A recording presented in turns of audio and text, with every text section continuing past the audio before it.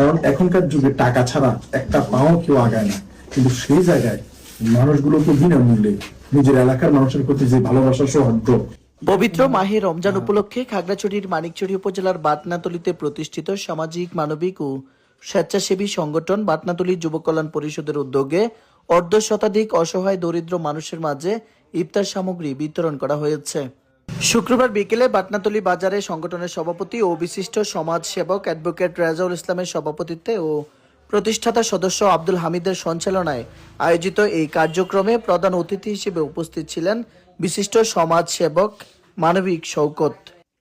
এই ভালোবাসা এবং দোয়াটুকুর সাথে সমগ্র বাংলাদেশে যাতে এভাবে ছড়িয়ে পড়ে আলোগুলো, আমার ছোট ভাই স্নেহের নজরে যেমন আছে 50 জন মানুষের বাসায় এই যে খাবার পৌঁছে যাবে, তো সরকার পাঠালেন এটা তারা তাদের এলাকার মানুষের জন্য শুধুমাত্র উপরওয়ালার সন্তুষ্টির জন্য করছে।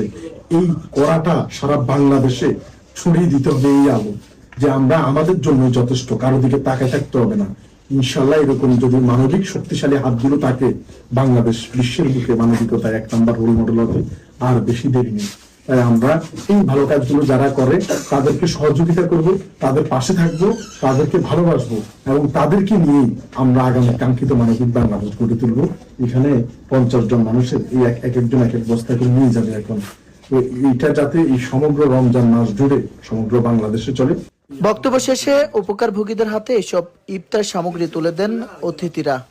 এ সময় সংগঠনের অন্যান্য সদস্য ও দায়িত্বশীলরা উপস্থিত ছিলেন। ডেস্ক রিপোর্ট, মানিকছড়ি বার্তা।